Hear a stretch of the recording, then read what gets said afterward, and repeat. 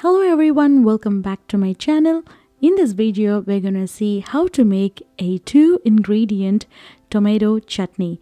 This is a very easy chutney to go with your idli, dosa or chapati or even poori. It's very simple to make and let's see how to make it.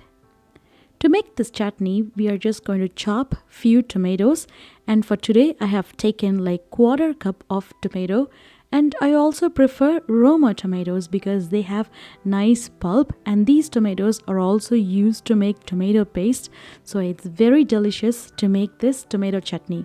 In case if you have any ripe tomatoes or any tomatoes which are going little stale, you can use to make this tomato because it will give a natural sour taste.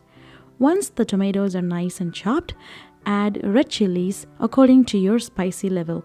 For a fourth cup, I've added like 4 chilies. To a mixie jar, let's first add the red chilies and our chopped tomatoes and grind it to a nice, fine, smooth paste. You can add salt while grinding these tomatoes, or you can add salt while you are tempering the chutney. But today, I'm just adding only the tomatoes and the red chilies and let it grind into a nice, fine, smooth paste. Initially, you will see the red chilies in bits. Do not stop it here. Grind until you see the red chilies are completely ground. This is the consistency that we are looking for. Let's start tempering. To a pan, I'm adding like 1 full tablespoon and a half teaspoon of oil. I'm adding a little extra oil today because I'm gonna save it for a while. Once the oil is heated, let's start adding mustard seeds and urad dal seeds. Once you add the mustard seeds and the urad dal seeds, wait until the mustard seeds are completely splattered, otherwise it will cause indigestion in our tummy. So once the mustard seeds are splattered, I'm adding few curry leaves just chopped, and once the curry leaves are nice and splattered, I'm adding the ground paste, that's the tomato and the red chili paste. Always cover it with a lid whenever you're adding any liquid substance to oil because the oil will start splashing. Now let's add salt according to your taste. I'm adding like 2 teaspoons of salt today, but you can adjust it according to your taste.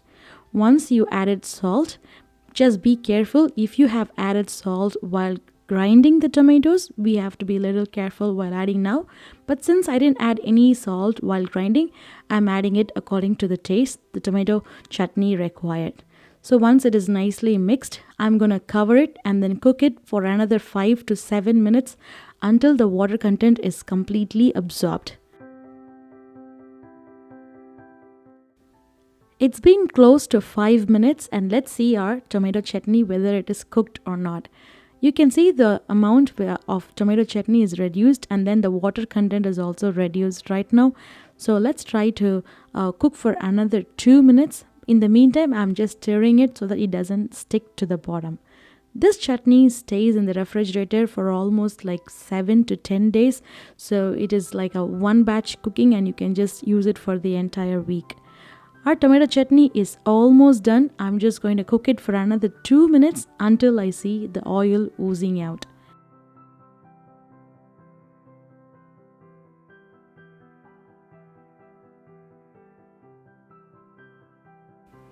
It's time to open our tomato chutney. You can see it. The oil is nice and oozing out. The color has changed little darker from the red chilies. Our tomato chutney is ready to be served with some nice hot ghee dosa or some steaming idli. This is a very simple chutney. You can just make it within 15 to 20 minutes in any bulk batches because it's going to take the same amount of time to cook, and it stays in the fridge for almost to 7 to 10 days. But make sure not to use wet spoon while serving this chutney. Always use dry spoon so that it doesn't go bad. Try this tomato chutney and let me know how well it turned. And it's very easy to make, and enjoy your tomato chutney. I'll see you all in another video. Until then, bye from Archana. Take care.